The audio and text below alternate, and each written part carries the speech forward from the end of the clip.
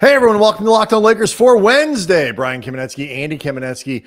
Is a little bit more help available now on the free agent market? Can the Lakers get a little bit better? That's next.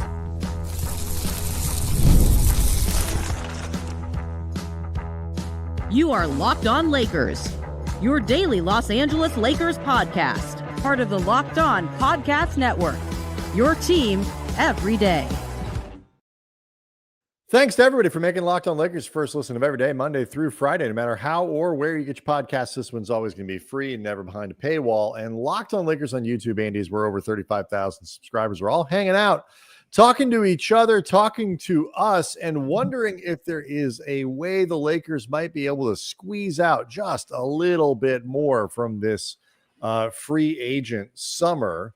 And to that degree, Andy, to that end, a little bit of news today, which we'll get into here in just a moment. But it's interesting to think about, like, who's still out there, what the Lakers might be able to do. And for me, it's a little bit like, can you solve one thing? Can you add one skill set to your roster? Because there aren't any more like DeAndre Aytons out there who are going to kind of fix a bunch of things maybe at once. Maybe you could make that argument about Bradley Beal were he to become available. But to the idea of, like, let's fix one thing, an intriguing name is likely to end up on the free agent market. Well, there's no likely about it. Josh Okogie is going to be a free agent because the Hornets waived him. So this isn't a buyout situation or anything like that. Still got to clear. I think when you're waived, you still got to clear waivers, but he's going to. Well, but I suppose that's true. The expectation is that he's going to hit the free agency market, if for no other reason than I think most teams, even if they want him, would like to get him for less than the $7.5 million guaranteed. Right. But you are correct. It is not a done deal that somebody will not pick him up off waivers at that price. It just seems unlikely. No, I agree with you. The expectation seems to be that will be the case. Either way, he's going to be available for somebody to add to their team because Charlotte, ahead of the guarantee date for his contract, declined to pick it up. Okogie was not somebody that I had on my radar, if for no other reason than I had no idea about his contract situation and whether there were guarantees or anything like that. But insofar as the idea of guys that could be available theoretically for a price point that the Lakers could afford and fill some needs that the Lakers could really use filling, Josh Okogie checks a few boxes, namely the defensive versatility along the wing, defending guys 1 through 3, an area where the Lakers are really quite weak in terms of either established NBA players or guys that don't have serious question marks in other areas. Okogie has some question marks of his own. He's not a perfect player, but he can really help your team defensively. Yeah, and look, Okogie he's a terrible shooter. I mean, when you talk about offensive issues, like, that is what it is. He is a terrible shooter. He's gotten better. He has gotten better he has. I mean, yes, but sort of. I'm not saying he's gotten good. I've said he's gotten better. He shoots 30% for his career. A lot of that is dragged down from earlier in his career. With the Suns, for example, he shot 33%, which is not good, but it's not like 27 or 28% like he was shooting in Minnesota. Right. I mean, but that's a sort of a high watermark. He shot with Phoenix last year. He was at what apparently was an unsustainable 38%, dropped back down to 32% with the Hornets. Obviously, context matters. You're playing with a pretty lousy Charlotte team, and but he only played about 5 games with Charlotte. 15. But he only played 25 with Phoenix last year too. So it's like, he didn't play a lot, period. He is, over the course of his career, a bad shooter. He's 40% from the floor, 29.9% from 3-point range. the high watermark for a full season with him is, like you say, 35% from 3-point range. But even that year, he only shot 39% from the floor. So he is a very low percentage shooter. He's just not a particularly good offensive player. I mean, I think that is certainly not an efficient one. No. And, he's never averaged more than 8.5 points a game. Over a full season. He's not a particularly good offensive player. He's not going to drive up your assist totals. But what he has is a very specific skill set, which is defense. And, I think it's interesting when you look at what the Lakers might do is first, obviously this would require them to open up a roster spot by letting Shake Milton go. And they have till July 20th, which is a few days from now, to get that done. I think the expectation for most people is that they will. But it hasn't happened yet. And there is at least an argument the Lakers could make for holding on to Milton so that his contract can be included in a trade. So that would be the reason really to hold on to him more than anything. So if it's not Okogie, Al Horford is a name that's out there that seemed like it wasn't a possibility, but at least, it does, reporting on early this week that Horford may actually still be considering the Lakers among other teams if he decides to play at all. There's still the Bradley Beal question. I think Amir Coffey, guys like that are still free agents, and anybody like that is going to wait as long as they can to find the right situation because most of the money is dried up. But it's like, if you can pick one thing, if you're the Lakers, what do you try to solve? I would look to try to find point of attack defense, positions 1 through 3, because it's not that they have nobody who can do it, because, Jared Vanderbilt in a vacuum can do it. Jordan Goodwin in a vacuum can do it, but they have their own considerations offensively as well. Like we talked in a show last week about the idea of, I think Rui, one way or another, needs to come off the bench for this team, because I just feel like a starting unit of Luka, LeBron, Austin, DeAndre Ayton, and Rui, which is right now, I think, the widely projected starting 5 for this group. There's too much redundancy in terms of, I think, some positional overlap, but also defensively, there is not nearly enough plus defending out there. There's too many guys who I think defend more or less the same position or the same type of players. The bench unit for this team right now does not have nearly enough scoring. My basic thought process is, A, Rui is the most natural candidate to get moved to the bench. B, questions about what you lose in terms of his floor spacing, things like that. If you can't get a functional offense out of Luka, LeBron, Austin, DeAndre Ayton as your foundation, then either something doesn't work with your system, it is not as good on the court as it is on paper for whatever reason, but you should be able to get enough offense out of those 4 guys that you can put a 5th guy out there who may not provide much offensively, but provides a skill set that is desperately missing with the way things are currently projected. I had talked about Jordan Goodwin as potentially the guy you could put in there in like a probably 15 to 20 minute a night starting role. A lot of Rui would end up playing more minutes than him off the bench in this theoretical. Vanderbilt could be a possibility. I'm open to the idea of Jake LaRavia, but I need to see more before I really come around to that. They need somebody to fill that type of role, and Josh Okogie could be a possibility there.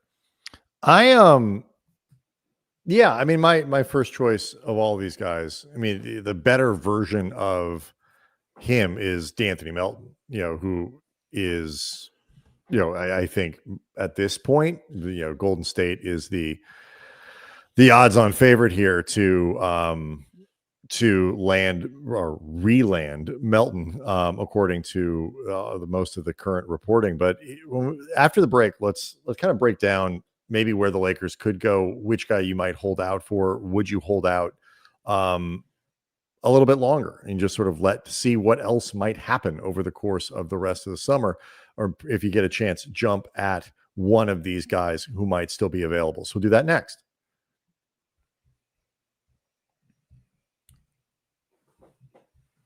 Apologies, I am frozen right now. So, well, Andy, while you are figuring that out, let me tell all you and all the people that Locked On Lakers is brought to you by Monarch Money, because we all wish that managing money felt easier. And with Monarch Money, it can. Whether you're talking about growing your savings for a big purchase, maybe you're taking a vacation, it's summertime. People like to do that. Monarch Money can put you in the driver's seat. Let me tell you how. I actually use Monarch Money. I've got it loaded up on my computer. I can check in, and what you get here is a really great dashboard. You cannot get a handle on your finances until you can see them. Visibility is critical with trying to figure out what's going on with your money. It's more than budgeting. You got to see your investments. You got to see all this thing. You got to see where your spending is. Put it all in one place, and you get a chance to do that. And that's what Monarch Money is. It's like this financial command center that you can utilize to see exactly where your money is going. Super important. And then you can get serious about your financial goals and how to address them and meet them. So take control of your finances with Monarch Money. Use code LOCKEDONNBA at monarchmoney.com for 50% off your first year. That's monarchmoney.com, code LOCKEDONNBA for half off your first year.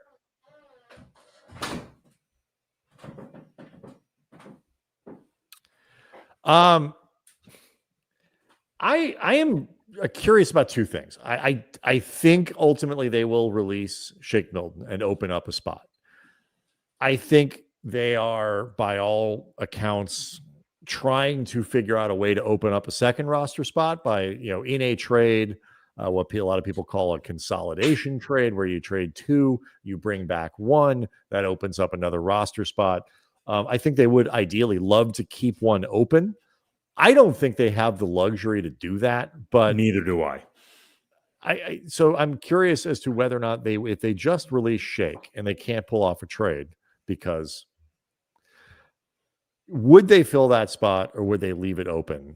And then who would they try to fill it with? If you could get a guy like Al Horford, I feel like that's a no-brainer. I do feel like somebody like Josh Okogie, I'm not sure they would jump at that. I think they might just keep open. I'm not saying that's right. I just think that's sort of what they would do. I tend to agree with you that, particularly because the back of the roster has so many question marks. I don't know if this team, I know Rob Pelinka often likes to maintain that flexibility of having that one open roster spot. And in a vacuum as a concept, I understand it. I just don't think this particular roster allows you that luxury. I think you should be trying to get as many good players as you can, especially because, like, if say you're leaving space for the buyout market or something like that, for the most part, I think the player that you're going to get in the buyout market is likely no better or more impactful than the person you would pick up now. So I would rather have the guy that you would have now for an entire season and the optionality of just that person being available, as opposed to waiting around for theoretical player X. And, Rob Pelinka does like to do a lot of theoretical planning. Like, he likes to have flexibility for a lot of theoreticals, which we've talked about before. Well, look, I mean, because it is always with Rob about the next thing, because we're going to be able to get the next guy. We're going to be able to get the next. But it's whether you believe it's 2026 and they don't want to take on money beyond there. Dan Wojcicki reporting that the Lakers are not interested in. He was on with Zach Lowe on the new episode of Zach Lowe's show on The Ringer. Said flat out, Lakers are not interested in Wiggins. And now, is that based on the price? Because is Miami still insisting on a first-round pick for Wiggins, a first-round pick and Dalton Connect, something like that? Or is it because they just don't want to take on Andrew Wiggins' contract? Dan didn't elaborate. I think it's probably as much the latter as it is the former, but if they're asking for a first-rounder, it's a moot point anyway. Yeah. So, that is one of my major criticisms of Rob is it is always sort of about the next thing that we're going to do, maintaining the flexibility so we can get, the next star guy and, Giannis or Jokic or whoever comes available, as opposed to just fix your team now, make your team better now, pick up good players now, have confidence that you can pick the right guys so that if something else comes up, those people that you picked up have value around the league. I mean, I honestly think the Vanderbilt contract and has sort of spooked the Lakers and Rob to like being kind of gun shy about signing anyone to multiple seasons. I just think I think he's just not. I don't think they have the confidence for this sort of thing too. I mean, I think there's probably an element of that too. And I mean, I think you can take it back further to the Russ trade. I think that being such a spectacular disaster has made them, I think, very. Are we sure? I think it's made them very apprehensive. Are 100% sure the Westbrook trade didn't work? I mean, there's always time and hindsight and things like that. Sometimes with the light of day and distance, things can look a little bit better, but thus far, it's still leaning towards disaster. I think that has played a role in all that. And look, it may just be as simple as, even if the first isn't involved, like we don't think Andrew Wiggins is going to make enough of a difference for us right now compared to maybe some other options that could be available down the line. I mean, Andrew Wiggins, do I think he fits on paper in certain ways better than, say, Rui or other guys? Yes. Andrew Wiggins has also not been involved with any high level of winning for several years. And you ask Warriors fans about the last 3 years of the Andrew Wiggins experience, and their general consensus was get him the F out of here. Like, I mean, he was great in that title season for the Warriors ever since then. And to be fair to Wiggins, some of this is for reasons that have to do with his personal life and a lot of really tough things happening. And I have empathy for that, but it doesn't change the fact that he has not been close to the same player since then.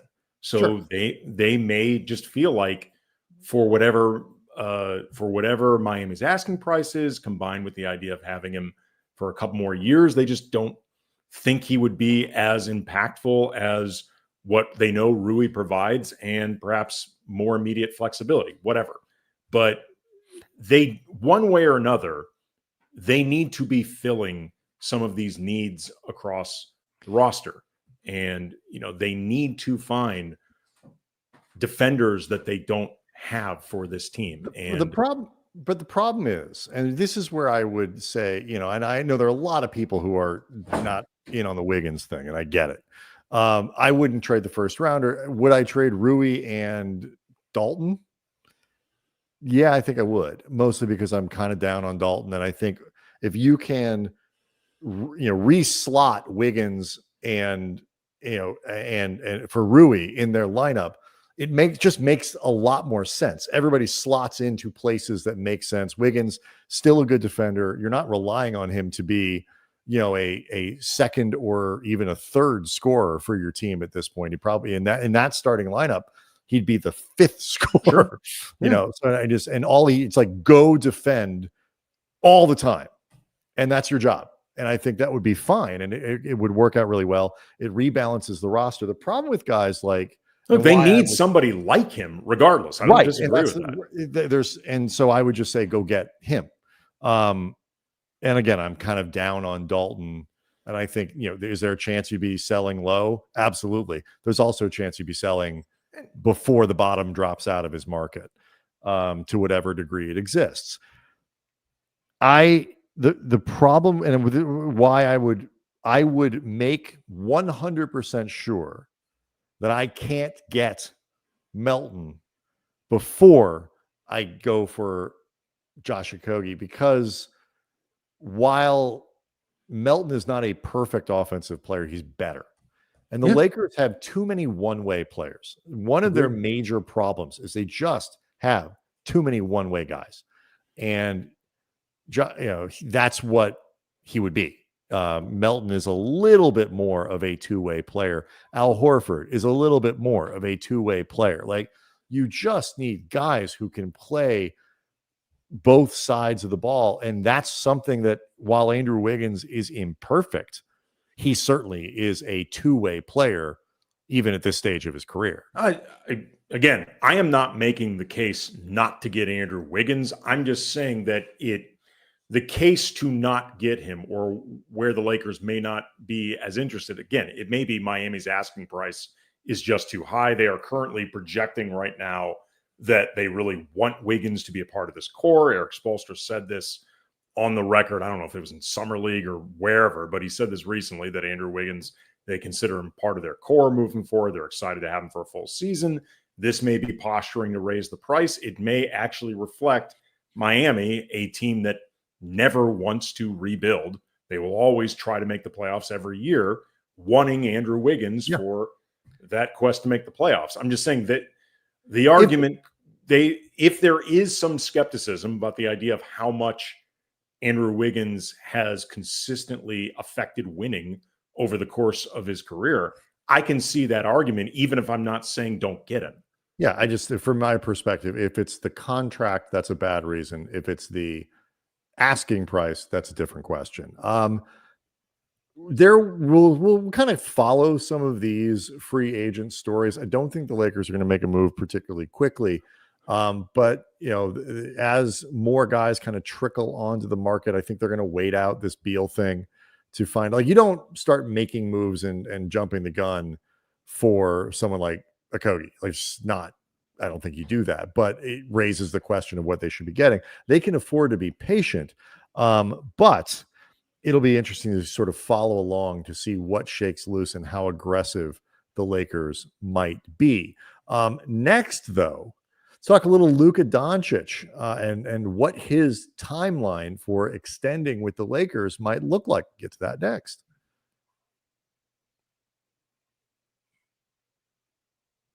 I think fans like the next thing is Luka. Like, we're kind of, everybody's neck deep in the LeBron thing, but we're kind of wondering, like, but fine, this is his last year, it's not his last year, whatever it might be. Luka, on the other hand, is obviously the major imperative for the Lakers. Brian Windhorst this week with Tim McMahon, there was at their podcast, correct? They were doing this. He's talked about it. This has come up for Windy, I think, both on the Hoop Collective and on ESPN's NBA show. So this notion of when Luka is going to extend, he is extension eligible on August 2nd. He is saying, do not freak out if the extension doesn't get signed right away, because he's going to be playing in Eurobasket and historically does not do any basketball NBA business when that is going on. So I think that's true. What do you think? How much do you think what they're doing this summer is really going to impact not when he signs, but either what kind of contract he signs, or the, I guess, nightmare scenario for the Lakers, which is he doesn't sign before the season starts. They enter the season without an extension. That's a red flag, obviously. I'd like to think little to nothing, because I would like to think that they are in continual, constant communication with Luka. This is something I've talked about a lot over this summer with whatever moves the Lakers are making, are not making, the reports of the 2026 offseason focus, the 2027 offseason focus, like contract lengths, whatever. The one thing that should be constant and crystal clear in all of this is communication with Luka. Like, if they are, and I say this only because when you see a lot of the reporting about this, there often seems to be an assumption that they have no idea what Luka's feeling is, and therefore they better dazzle him this offseason, or else Luka's not going to sign this extension. My thought is, if they don't know exactly what Luka is thinking, like, every single damn day, they're doing something wrong. Like, there is no reason for them to be reading Luka's mind or trying to sense what he wants. You should know what he wants. You should know, does he like how things are going? Any thoughts he have? What, like Bill Duffy, his agent, DeAndre Ayton's agent, he was in the building when DeAndre Ayton was being introduced. Saw him there, reintroduced myself, all that stuff. He had plenty of time to talk with Bill Duffy. Like, there are opportunities for communication. And if they are not at any point clear in how Luka is feeling about any of this stuff, that in and of itself is a bigger problem than whatever moves they decide to make, don't make, whatever. There should be no ambiguity about how he's feeling. Yeah, I agree with you. I mean, this is one of those things that, look, we're all excited, especially like comparing to Summer League. The Bronny story is interesting. The Connect thing is intriguing, if not the outcome right now that Lakers fans want, but it's still kind of a fascinating situation to watch when you compare him to other rookies. And I am so over watching Summer League, and I am very much looking forward to a higher quality of basketball with Eurobasket than I've seen in Summer League, and I'm going to see in Summer League. The only thing I'm not looking forward to are when these games happen on the West Coast, because that could make for some uncomfortable viewing times. I think the only reason Lakers fans would be nervous is just because they don't trust the front office. Sure. They just don't have that full-on belief that it's going to be good. They've got a plan. They've got, buy-in. They're going to improve the team enough, or look like they're interested in improving the team enough, or send the right signals, or show the right blueprint, or whatever it is to Luka, so that if they remain relatively quiet this offseason, which aside from DeAndre Ayton almost literally falling into their laps, they've basically done. If they're going to kind of got steered into their lap, but fall in might be a little bit too passive. Guided. Yeah, he was. They were very lucky that Ayton became available. Is really what it is. They were more lucky that Luka Doncic became available for them. DeAndre Ayton becoming available is just a heads up from the shared agent. Right. But I mean, I don't think at the beginning of I think at the beginning of the summer, everybody said DeAndre Ayton could be had in a trade. Like, I know. Yeah, Portland would be like, yeah, we'll put something together for that. But the idea that Ayton would be available as a free agent, I don't think was necessarily on everybody's radar. And so that's what I mean. Like, he's just become, an unexpected free agent, kind of falls into your lap. Not quite the miracle of Luka Doncic, but, a smaller version of that. Other than that, they've been very, very quiet. And so if that quiet continues up until training camp, they say release Shake, but leave that 14th spot or 15th spot open, or whatever.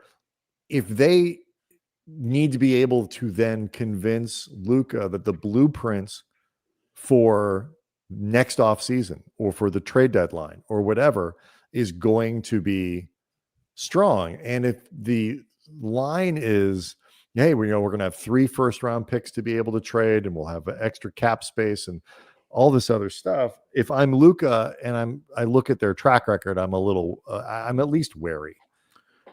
I don't think he's leaving. I don't think, the short answer of where could he go is anywhere he wants, but I don't think he's leaving. I don't think Lakers fans trust the front office to really have a good plan. That's fine. But I do think it is important for all of us to remember, because all of us do a certain amount of projection with this, because we are so steeped in the day in, day out of the Lakers front office and have been invested in this for so long. We likely have a much more formed idea of what they are capable of pulling off, not capable of pulling off, than Luka.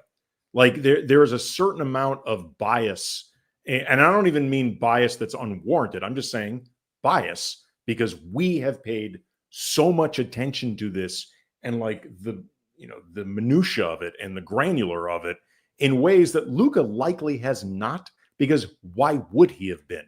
So the idea that Luka would have as preformed an idea of the Lakers front office on the same level that all of us would, honestly, I think is perhaps at least a bit of an assumption. Right. I mean, really, it's does Luka feel comfortable? Does Bill Duffy feel comfortable? I was going to say, does Bill Duffy feel comfortable? And again, they need to be in communication, because you and I both think that the idea of really not making a serious move, other than perhaps rare exception, until the 2027 offseason, the way this has been very widely reported as a Laker plan. I will say again, I remain skeptical of how much this is actually the plan. But if it is, it really doesn't matter what we think of it. What matters is what Luka thinks of it. And if Luka is, for reasons we may not even understand, okay with it, that's honestly all that matters. Our disapproval, while I'm not going to say is irrelevant, because I want people to watch this show every day, hearing and watching. It's going to be irrelevant to Rob Pelinka. Right. But what really matters is, what does Luka think about this? And again, I go back to my original point. They should know exactly what he thinks of plans A through Z. There should be no ambiguity at all. So it's just something to keep an eye on. The biggest thing is it almost surely will. If Slovenia has a decent run in the Eurobasket, which is a pretty spread out tournament as it is, if assuming that's the case, you're not going to hear about any of this until September. It's really not until training camp rolls around, if there's still not an extension, that I think Lakers fans need to start worrying. Everybody will be talking about it. We'll all want it to happen. We'll all, everybody, there will be pots that get stirred around the league the longer it goes. But I think up until training camp, it's just not really a thing. The LeBron, I think, questions are much more like, if there's smoke, there's fire, in terms of any kind of discontent with the team. There's no smoke right now with Luka, and to create it, I think, would be a mistake. Locked On Lakers on YouTube is where you can go hang out with over 35,000 subscribers to the channel. We'll be back tomorrow. Send us your questions, send us your comments. It's a great time for mailbag stuff. We're happy to answer as much as we can. We'll see everybody tomorrow.